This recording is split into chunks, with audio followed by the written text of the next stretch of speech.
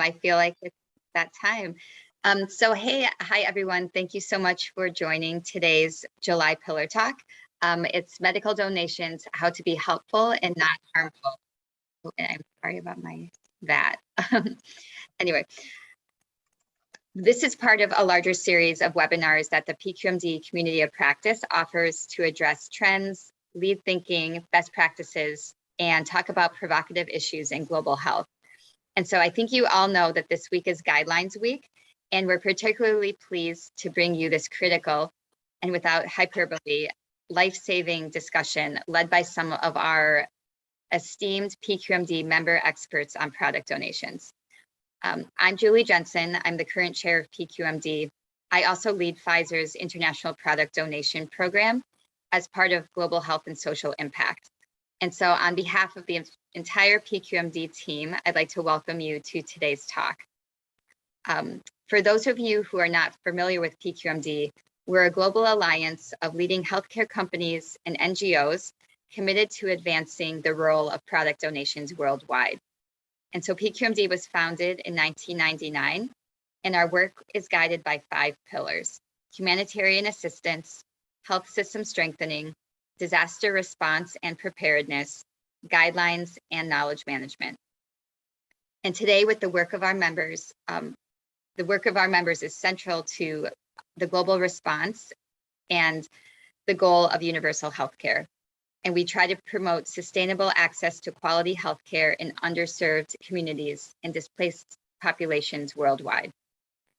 And so quickly, we're going to go through some housekeeping rules, and then we'll get on to the program. So please type your name and organization in the chat box so we have an idea of everyone who's on the line. And we ask that you remain muted during the presentation and use the chat box to ask questions and make comments. This session is being recorded. We'll post it to the Community of Practice this week. And the link for the Community of Practice will be in the chat box in case you're not familiar with that. And so now I have the pleasure of introducing a longtime colleague of mine as part of PQMD, Adele Paterson.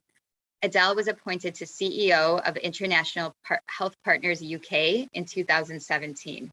She's been with IHP UK for almost a decade and a half, and first joining to support and deepen their corporate relationships. Prior to joining IHP UK, Adele had a successful career as a political researcher and then as an economic policy advisor for a financial trade association. I, like all of us at PQMD, are grateful that she transferred into the medical donation space. And we are so pleased to have you, Adele, join us today.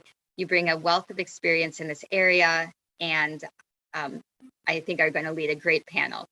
So without further ado, I'm going to turn it over to you, and let's get into the guidelines. Great, thank you so much, Julie, and welcome to this PQMD Pillar Talk. I am Adele Paterson, CEO of International Health Partners.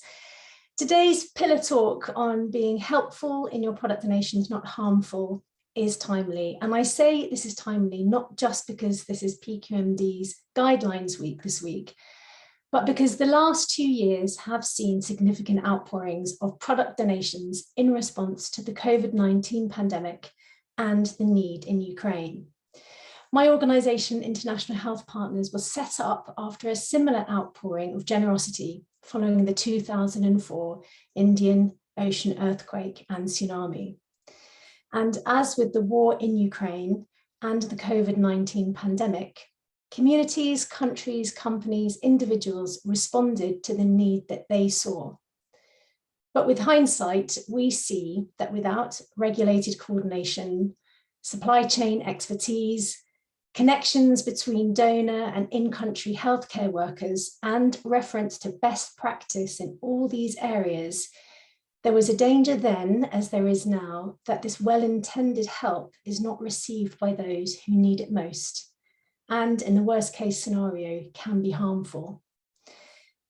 The impact of climate change, conflict, natural disasters means that there will be many more opportunities for generous donors to respond to need and for organisations to receive donated medical product donations.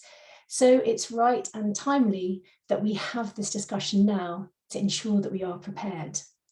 And as we will hear from our panelists, the PQMD guidelines, we believe, are the right way of doing medical product donations.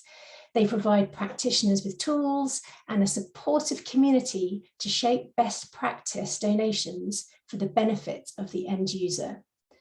The guidelines do not stand still, and they are ever evolving, building on over 20 years of experience in medical product donations, whilst also reflecting new donation scenarios, evolving products, and improving compliance.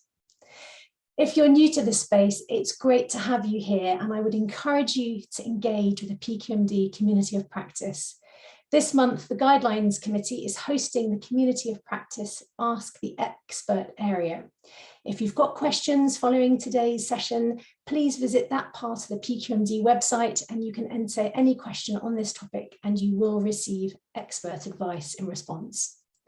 If you're already aware of the guidelines, be encouraged to continue engaging with them, taking your organisation on a journey towards compliance and ever improving adherence to the guidelines, which will shape your donations programme to be helpful to those who need support.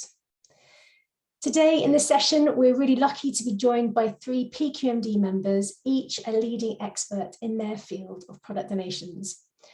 Mohammed Atiye works for ANERA as the Regional Product Officer for Medical Donations, and he'll be providing a recipient perspective on what it's like to be part of a helpful donations programme. Paige Buchanan will present the corporate perspective. She's a senior manager in the Global Assistant Patient Programs and Corporate Social Responsibility at Amgen. And last but not least, Marcia Rader will be wearing 2 hats. First, as the expert senior specialist in strategic philanthropy and gifts in kind at International Medical Corps, and second, as chair of the Donation Guidelines Committee. So enough from me. I hope this is a great session for you all. And to open, we have a really simple question for our panelists. And the first question goes to Marcia. Marcia, can you tell us a little bit about how the PQMD guidelines help you? About this question. Personally, they actually provide the guardrails for managing product donations, right? So whether it's receiving or managing them through the continuum, you know, it's something that I can actually stand behind when I have to explain to partners why we can't accept products that are less than a year expired, you know, from expiry, or when they're coming to us and offering us nearly expired or just expired products. I mean, scenarios like that happen a lot.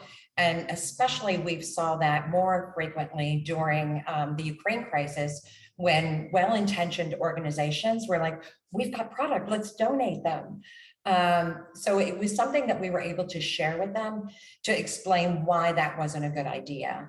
It also is something that we were able to share with other partners who were maybe looking, you know, are well established and we're looking for additional ways to support the crises. For instance, we have a long-term partner who is used to donating a lot of pharmaceutical and consumable supplies, but they were going into another sector, right? And looking at about donating equipment. And so that was a new space for them. So we were able to go through the guidelines and explain that, you know, if you're donating the equipment, A, is it used within the context in the country? Are the materials available in the local language? What about the power supply? Is it compatible? What happens if the products need to be serviced? Is there a pathway for that? So it's not only for new people entering this space, but I think that the guidelines have been really helpful in guiding people who are looking to expand as well. So all these considerations are in the guidelines.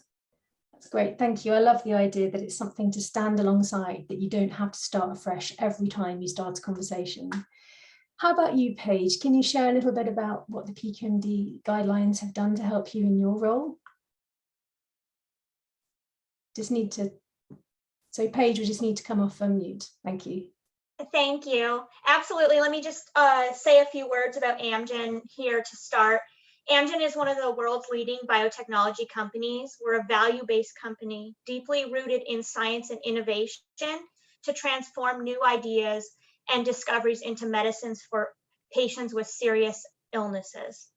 At Amgen, our mission is to serve patients. Providing access to our medicines is an extension of this mission. Quality is the cornerstone of these activities and is woven into everything we do. So when we began exploring product donations, we turned to the Partnership for Quality Medical Donations and its members to develop a comprehensive global SOP that aligned to these best practices and quality that we were looking for to ensure our patients around the world had the right medicines. This SOP aligns directly to Amgen's ESG framework and one of our 4 strategic pillars, healthy people. We focus on removing barriers that limit equitable access to healthcare so that people can live their healthiest lives and align to the Sustainable Development Goal number 3, good health and well-being. Since 2018, we have provided more than 900,000 daily doses of Amgen medicines at no cost to underserved patients in more than 20 low and middle income countries through PQMD partner NGOs. In my work at Amgen, the PQM guidelines helped me to develop this standard operating procedure that built confidence with our internal teams, including compliance, quality, regulatory, medical, and law. Ensuring partnership with these internal stakeholders allowed us to compliantly donate commercial grade product to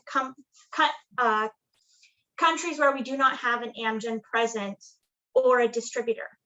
Further, today, these guidelines help me and my team to respond internally to individuals who may not be as familiar with the history of medical donations. We frequently refer our internal teams to the guidelines as a starting point for internal conversations and to educate others as to the importance of a global standard written and certified by our peers and the NGOs we seek to support. That partnership between the corporate members and the NGOs is really the catalyst for us being able to compliantly donate. And if both of us are not speaking the same PQMD guidelines, then we are not able to donate. And so it's really lovely to be able to come to a place where all of us want to do the right thing and we're all following the same guideline. And therefore we know that we can trust our partners to get high quality medicines to our patients, no matter where it is in the world. And with that, I'll turn it back over to you, Adele. Paige, that's excellent. Thank you.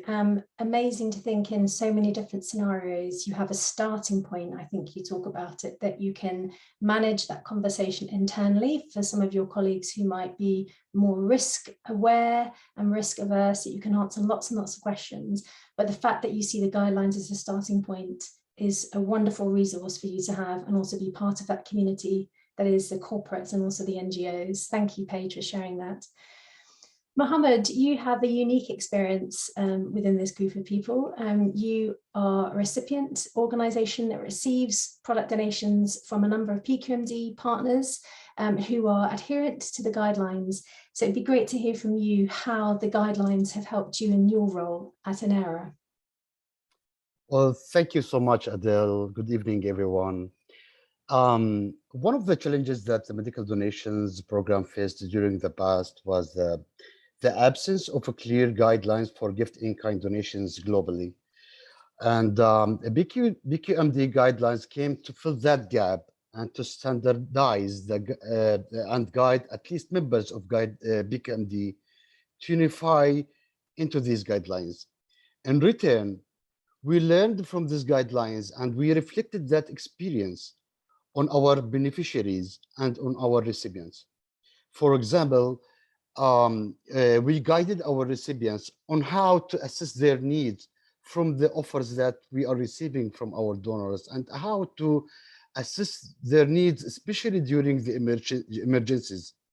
This helped us as a medical donations to reply fast to our donors, guiding us through the shortest way to deliver our services and to achieve our goals of helping vulnerable communities. As an example of an important area where we followed the guidelines, we made sure that the medical donations that we are importing in the country are needed, first of all, and secondly, we made sure that these medical gift-in-kind donations are usable by our recipients. Other than that, we will find ourselves with the huge quantities of donated medical supplies that needs to be recalled or destroyed, and that will add an extra load on our recipients. So what we did is that we trained our team on PQMD guidelines, which helped us develop a very clear standard operating procedures for all our teams, regardless of which country, to unify our work. And that reflected on us as a medical donation program, in addition to reflected on our recipients themselves. As an indicator of how efficiently we delivered our services, almost none of the donated medications were destroyed by our recipients due to being expired. And about 99% of what we distributed were dispensed and benefited the patients in the area where we serve. On another point, the shortage of the staff and the high turnover within the team is a challenge that PQMD helped us in by providing a newly joined staff with a unified guidelines to be used as a training materials and as a reference to them in order to understand the cycle of our work as a medical donation program, and to understand it in a fast manner and in an efficient way. So that's it from my side, Adele, and I'm glad to answer any of the attendees' questions, of course. Thank you. Thanks, Mohammed. Well, it seems like the guidelines have been extremely helpful to you as a recipient in country. I don't know if the guidelines committee were aware that it's part of the induction program for staff at ANERA. So really great to hear that the journey that the ANERA staff are on straight away in order to be compliant. And then we saw a really good statistic there that as a result of adherence to the guidelines, 99% of the products that are donated are distributed, which is a fantastic outcome. And I'm sure there's been a great improvement since that has been the case with the adoption of the PQMD guidelines. So thank you for sharing that, Mohammed. And I love the idea that actually the guidelines fill the gap. And I'm guessing people who are starting on a donations program may really fill that gap, whether they are a company or a receiving organization, and great to hear that that fills the gap. So Marcia, back to you as the chair of the guidelines committee, and so you've got to put your other hat on now, just not the IMC hat. Can you tell us a little bit about how the guidelines developed and also any changes that you're beginning to see as well? Absolutely. I think just to start with, I think it's important to understand that, I personally remember back in the 90s, right? The late 90s, product donations, especially, for GIK was kind of had a bad name. It was looked at as a dumping ground for unwanted, nearly expired or expired products. And so the majority of that really, wound up in landfills or, had to be destroyed. But the worst part about all that is that, some of those products could have wound up in the hands of patients, putting their lives at risk. And in recognition of that, back in '99, a small group of American manufacturers and organizations realized the importance of joining forces to come up and develop a set of criteria and guidelines and standards to really reflect that best practices for the program, so that we really could address the global health community. And it's so funny because you would think of the corporations and, in a normal sense would think of themselves as competitors, right? But recognizing this was a much bigger challenge and problem that needed to be solved, that came together as a collective community along with the nonprofit organizations to develop this standard. And now it's what, 20 years later, more than 20 years later. And I really believe that the guidelines are considered the industry standard for best practices. And they've been adopted by, you know, some of the top pharmaceutical, medical supply, and equipment companies in the world, as well as nonprofits. And, you know, they really we want to ensure that we're hitting the target and really reaching out and providing equitable access to medical donations, right? And my favorite part about it is that it does evolve annually, right? It's not a static document. Each year we come together as a group and we reevaluate the guidelines, looking at the latest trends and things that we're experiencing, and then really shifting and adding those components to the guidelines. Really good example of this would be during COVID-19, right? As an industry, we saw an influx of counterfeit products hitting the market. So how do we address that and provide some framework around recommendations? Because they're not, you must adhere kind of type thing. It's recommendations to how to mitigate those risks. So for our organization at International Medical Corps, despite being a heavily compliant organization with measures in place to really kind of ensure that the quality of the products we're getting are exceptional and meet the standards, we wound up with a counterfeit product. But we were able to quickly respond, but we had to add some additional layers into our program so that FDA certification, FDA certs and test reports needed to be provided. And then we hired a third-party evaluator to ensure that we were, that they were authenticated. So some of those for that framework was added to the guidelines. And that's just one example of how we evolved to make sure we're meeting, you know, the ever-evolving industry. Fantastic, thank you. And I think we can look back on the last 20 years and see the progress, but I think what's so important with this annual review is that we're not resting on our laurels as a sector. We continue to see the new trends, and maybe we'll hear a little bit later about some of the other trends that you might be observing on the committee. So thank you for that, Marcia. Paige, from the corporate perspective, what would you feel are the big issues that corporates are facing as they decide how they're going to create a gifts in kind program? What might be some of the challenges a corporate would face in that process? I actually have a few examples, so I think I'll start with chronic medications in the gift in kind environment. So a lot of the donations that we make are to countries where Amgen has no presence and no distributor. So they're going through our fabulous NGOs, our PQMD partners who are qualified, and the challenge is making sure that the medicine from the first day the patient receives it through the very end dose, that they have continuity of care.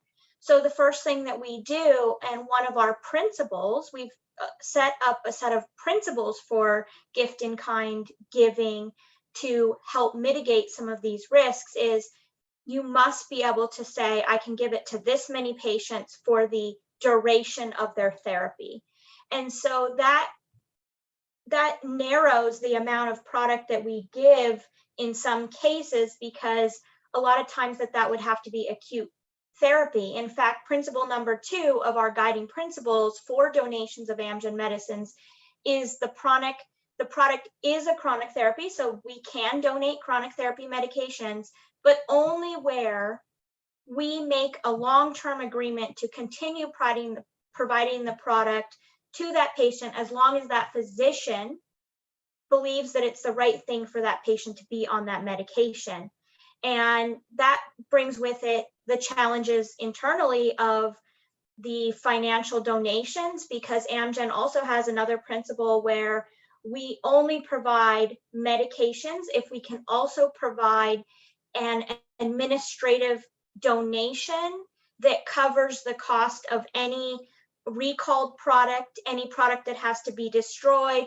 It covers the NGO being able to track that product all the way to administration to a patient, ensuring that we don't have any diversion. So those guiding principles have been very helpful to us, and it's a living document. That those guiding principles have gotten bigger as we've grown as a team in access to medicines and how we do things. You know, some of the other challenges that we've built into the principles have included in recent years that the dosage form has an alternative if you're providing a medical device. So if that medical device fails, you must have an alternative to give to that patient, which also then makes us think very hard about where is the patient in their journey? Are they able to come back to that hospital? Because many times we're providing treatment to patients in rural areas and they are not able to come back.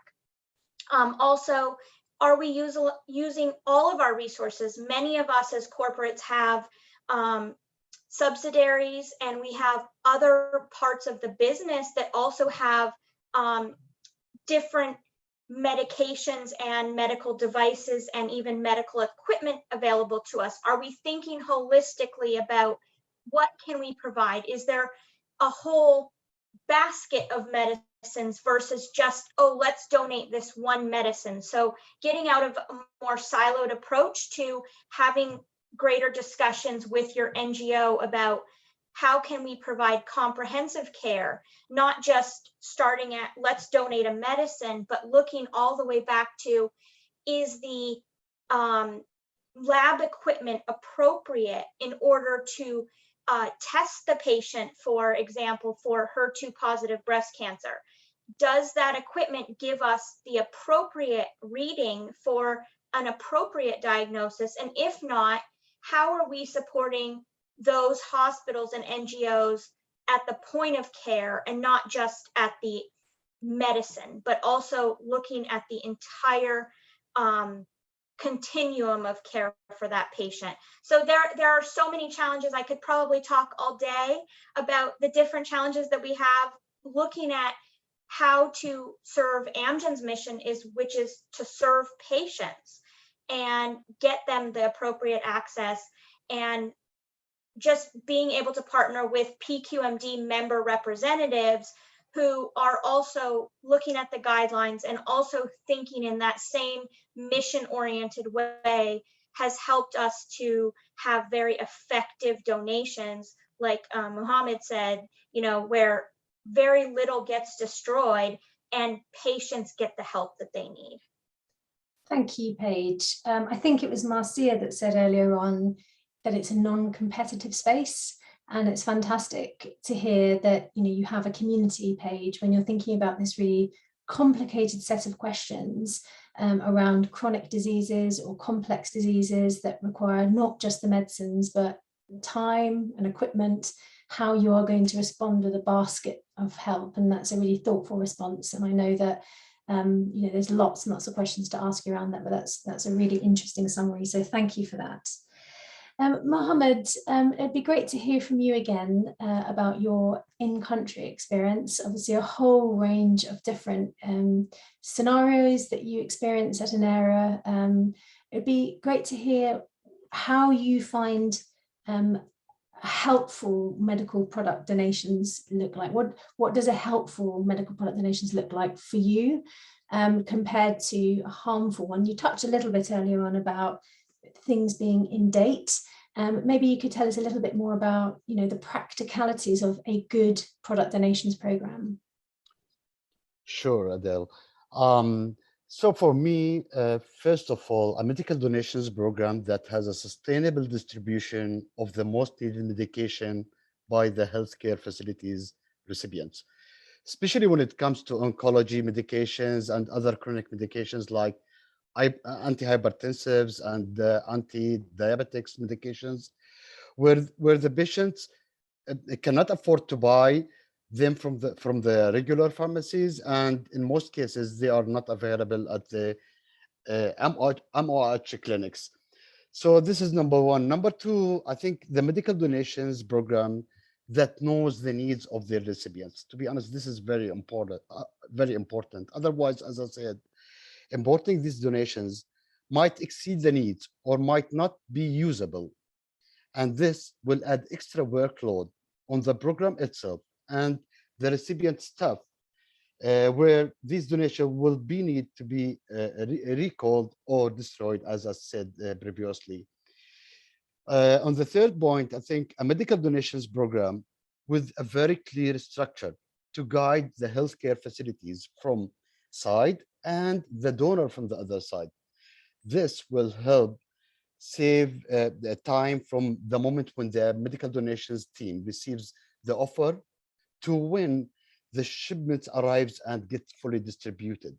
This means saving more on the expiration date of the donated medicines, which allows to accept and deliver more quantities of the offered items, and to fill the gap again between what is needed and what is offered by the donors.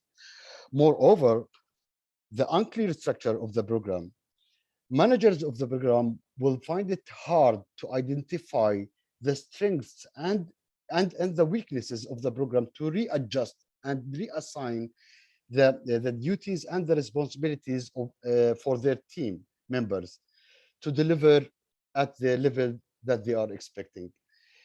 So yeah, and for me, I think a medical donation program that understands the authorities' rules and requirements. To be honest, this is very important, especially for us where we serve in an area where we need to obtain approvals for our shipments. And because of the political situation here, any missing requirement will end up with us, will end up with the shipment being delayed or declined by the authorities. The other point, the final point, let's say, is with the technological revolution, especially after the COVID-19 pandemic, where most organizations virtualized their work using the available tools and utilizing these tools to analyze and track the workflow is a helpful environment for all the involved parties, whether the medical donations program itself or our recipients or the donor. Rather than relying on the field staff to manually collect this information, these tools should reduce the load on them and will deliver more accurate results to the program and the donors. So for me, I think in general, these are the most important points that each medical donations program should have and should follow in order to deliver their services in accurate way, and to not add a load on the shoulders of the recipients, because we know that one of the main challenges that in the low income countries, most of our recipients are suffering from the shortage of the staff. This is very obvious to us, at least in the area. So we are trying to use the technology in order to make the technology and the tools works instead of the staff doing that manually. Thank you, Mohammed. Really great summary there. Know the needs, be organized, have a clear structure, communicate, know the regulations. So the same things that we needed 20 years ago: regulated coordination, supply chain expertise, connections between the donor and the in-country health workers, and reference to best practice. It's the same things, and of course the technology is evolving. So great, Mohammed, that you gave us that challenge as well, to use the technology so that the burden doesn't fall on the recipients. So helpful, thank you. In a minute, we're going to have some time for some questions. So if you have any questions to ask our panelists today, do put them in the chat. It'd be great to hear from you. I'm sure there are many people on who have questions. But another quick round robin, and I'm going to start with Mohammed on this one before we head into the time of open questions. If there's one thing you would like the audience to take away today, Mohammed, what would it be? One simple takeaway from our time together, what would it be? It would be focusing on the field. My message to the medical donations partners and the donors: the field visits to the recipients themselves is the way to measure our impact and to feel satisfied of being helpful to our people, to be honest, because any report or any email will never be able to describe the kind of help you provided these people with, rather than hearing these stories from the field.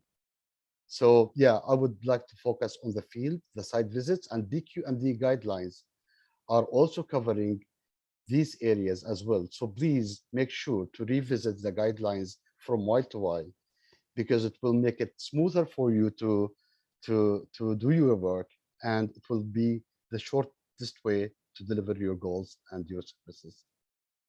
Trust the local experts, Mohammed. Thank you so much, Adele. How about you, Paige? What would you like people to take away today?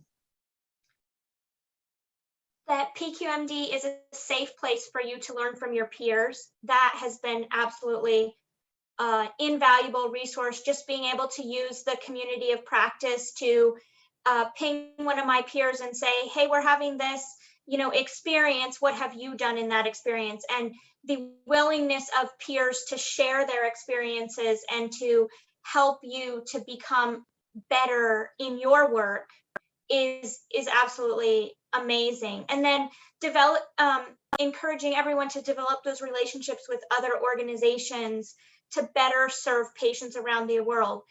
If we don't reach out to our peers and find out what is needed and learn about those programs and have those conversations, then we're not as effective in serving the patients who need it the most. And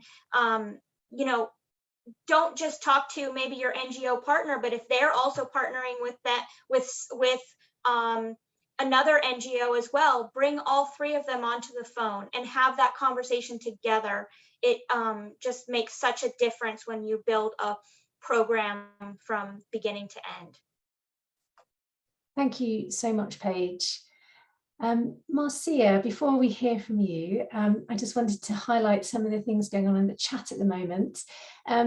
A point was made earlier on by Paige around measuring impact. And as Julie mentioned at the beginning of the talk, there are a number of different activities that PQMD is involved with, one of which is around measuring for success toolkit. And there's been a reference included there to some more information about how you might think about putting together a monitoring and evaluation program, an impact measurement program, and also the reference to the community of practice has also been pasted as well. So if you get the chance, have a look afterwards and see the resources that are online. There's some great stories and also lists of all the other members as well. Marcia, what would you like us to take away from today? I was actually just going to reference a lot of those materials, but I guess Marcia, yes. it's Kim. Can I pose a question to you to get you talking about something you can leave for everybody? Yeah, sure. How can I learn more about the PQMD guidelines? That was where I was just about to start.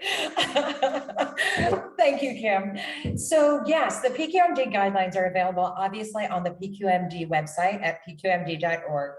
But we also partner with another wonderful organization called disasterready.org, where we actually developed and created a module so that you can take you and walk you through the guidelines in bite-sized pieces.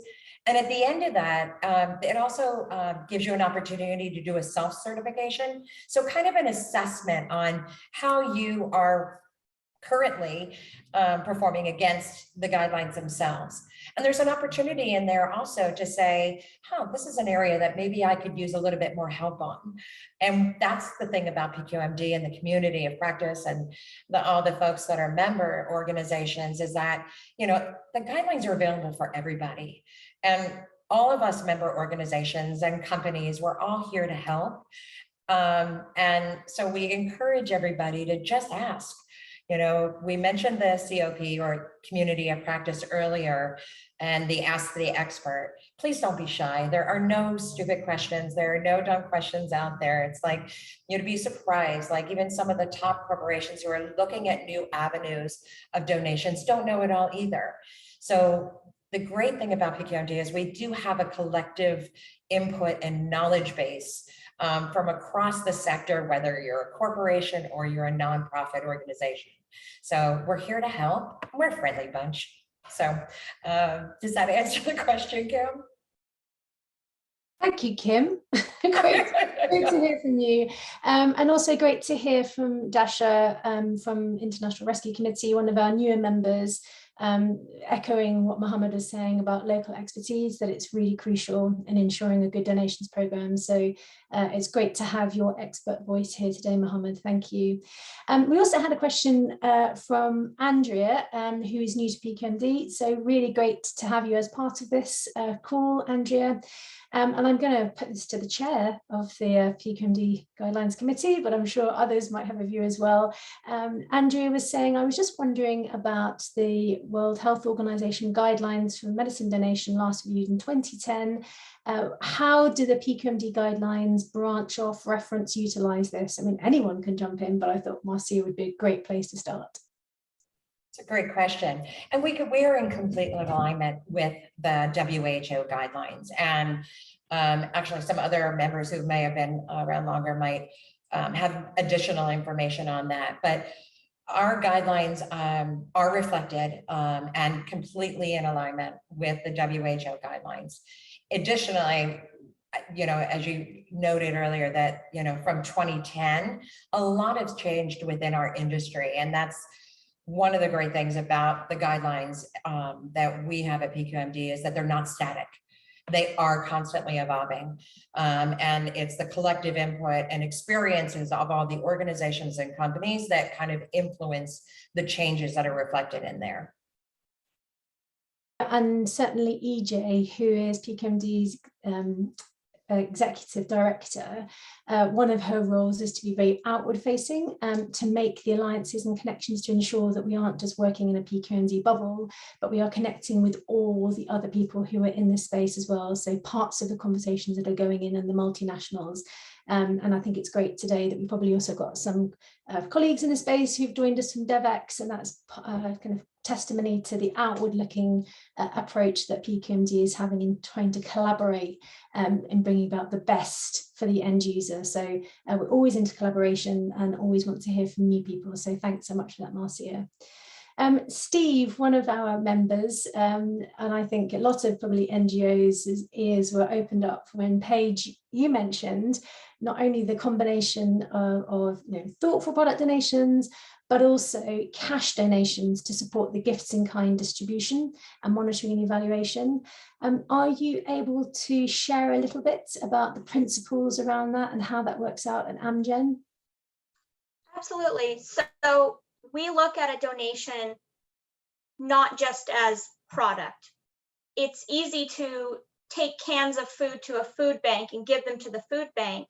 But what people don't think about when they do that is the food bank, if they had gotten cash, probably could have bought double that amount of food to distribute, because now they have to hire someone to sort the cans and to make sure that none of them are dented, and the only product that's actually viable gets to the recipients. So we look at it in that same way, that we're not giving you a donation of medicine and thinking there is no cost for you to now ship it halfway across the world to some places that are sometimes very remote, and having to go through customs, having to ensure that product is not diverted, to ensure that that product is then refrigerated appropriately.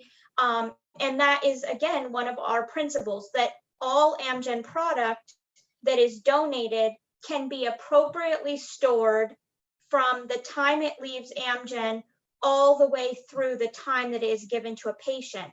And that has an administrative cost. And so part of our principles are that we support those administrative costs for the NGO who is helping us to get that medicines to patients who need them.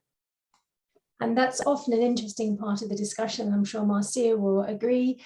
When you start to talk to people, and certainly perhaps it doesn't happen as much as it used to happen, but you start to explain, you're a compliant organisation, so International Health Partners is regulated by the Medicines Healthcare Regulatory Authority, which means we have to adhere to good distribution practice, which requires us to pay for somebody to be fully qualified and also train the whole team. These things cost money, and it's an expectation, of course, that we would be in that space. But we appreciate it when companies recognize there are costs involved in taking and distributing their product to the best practice as well, and to keeping to guidelines. So thank you for that. And I know that many of the PQMD members on the corporate side also share that commitment as well to those operating costs. So thanks for sharing some of that. Victoria, our faithful PQMD helper, have you got any other questions that are popping up that you can see? I do. I'm actually getting a bunch of messages sent directly to me. So apologies. I will read one that actually just came in. It said, actually, one of the things that does immediately come to mind is if there's an opportunity to use the incredible network and experts in PQMD, especially thinking of the NGO side, to generate lists of drugs, medical donations that are needed during a time of emergency. This generally can take longer to assess, and I wonder if there's a way to lean on each other. We may not all have the same needs, but at least sharing across the orgs could be helpful to streamline final lists for each organization. We could then proactively share these with corporate partners and members who are looking to make donations. Do you mind if I jump in on that? I think that's a great idea. So during an active emergency, it's a very unique space, right? Whether it's an immediate onset or natural or man-made disasters. And I'm sorry, Adele, I'm going to call you out and for IHP and also HPIC. There's some organizations that actually develop kits that are ready to deploy at a moment's notice, and they typically include the essential drugs, and they've been really developed with this mindset of during an immediate onset, what kind of emergency, what type of things are going to be needed while assessments are ongoing, so that our teams can hit the ground running really quickly and get up to speed. So some people may be familiar with the IEHK kit, so the interagency, the WHO kit, which is much larger. Well, International Health Partners has a kit called the Essential Health Pack. And I'll be honest, we as International Medical Corps utilize those so frequently during an immediate onset because they're ready to go and they have the essential drugs that our teams need immediately while the assessments are taking place. HPIC also has theirs, humanitarian medical kits. And I know there's other organizations that develop these. That's usually our first go-to in the immediate onset while those assessments are going on. But I do think that a lot of us do collaborate with our needs lists, that as those assessments come in, that we are then sharing with our partners. So, the collaborative nature of our work, I think is integral to our abilities to be able to deliver our services. So I hope that answered that question. Yeah, and in the event of a disaster, there is a call and a group of people get together from PQMD, from the member organizations, and have conversations and talk about the scenarios that they're experiencing, what their in-country partners are experiencing, or their colleagues, and really share real-time information about what's going on and what's needed. And that's another great value add, I think, for the members as well. Adele, this is Pat. I have a question. I don't even know if it's a question, but maybe it's an opportunity to hear from some other folks. Marcia and I spoke probably last week, and we were talking. She talked earlier about counterfeit, and I received a call from a few people asking for product and even expired product, which was pretty shocking to me for Ukraine.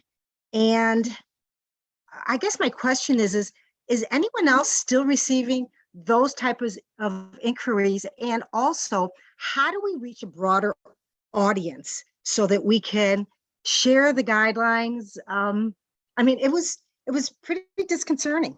And I'm just curious if anybody else is still experiencing that. Oh, I forgot to turn my video on, sorry. Well, great to hear from you, Pat. Thank you. Anybody want to share that? Or even, I think, to the point of who else needs to hear the key messages that we've heard today from Mohammed and from Paige and from Marcia about best practice? Who do we as an organization need to get speaking to? Well, it's interesting because the conversation that Pat and I had earlier this week was about that, because I'm still receiving those calls. You know what I mean? As I mentioned earlier, like somebody calling and saying they're only nearly expired. Like, wait a minute, my litmus, would you give that to your child or your, your family member? It's not okay. And so I think the only way we can get it out there is by sharing the messaging. We have a guidelines at a glance document that we created that we really hope that everybody else share broadly. And if there's other networks that we should be speaking at and talking to, I really encourage anybody on this call to share within their networks as well, because we really do need to squash this kind of messaging. If it's not okay for you and your family, it's certainly not okay for anybody else. And it's still happening, which is unfortunate. And there just has to be, maybe we're just missing something, and we're not really looking at every opportunity or every avenue to get these guidelines out there, but there's still a big need for them. And can I just mention one other thing? Because I know we talked about the guidelines and PQMD and WHO. And so I was around 20 years ago when we were putting the guidelines together initially. And for those that are not familiar, is that PQMD was very involved with the WHO guidelines, the first set that was done, because they were not very cordial or friendly to the corporate sector. And so it was important that we had key corporates and key NGOs back then, 20 years ago, as we were incorporating, that worked along, well, maybe not worked along with, but provided quite a bit of input to those original guidelines. And so, PQMD then after that, because it was not very friendly to the NGOs and the corporates in the United States, that's when we started to decide and figure out that we needed to put some guidelines together. And that's how it ended up starting to where they are now, which they're fabulous. Thank you. Yeah, as I mentioned earlier on, a good amount of experience within the organisation. We've all been on a journey, and going right back to the beginning of this talk, we've all been in a situation of what can we do? And we know that feeling, don't we, of this is too terrible to contemplate, what can my response be? And I'm sure we've all had a number of these sorts of conversations, not just this year with Ukraine, not just 2 years ago with COVID, but continually. And we can kind of continue having these conversations that people are going to want to respond, but we need to keep on talking about best practice. And we're all on a journey here. So thank you so much to everybody on the panel for what you've been sharing. There will be a recording of the Pillar Talk today. It's going to be posted. There's lots of other things for you to be doing on the Community of Practice website. And as Paige said, as Marcia said, as Mohammed said, we're here, we're about collaboration, we're about best practice, and we'd love to just keep on having these conversations. So we really thank you for coming along today. This is a positive conversation. This is about tapping the best of everyone for the best of the people at the end. And I think if there's one thing I could take home today is just focus on the recipients and believe it when they tell you what they need. So thank you to Mohammed, thank you to Marcia, and thank you to Paige.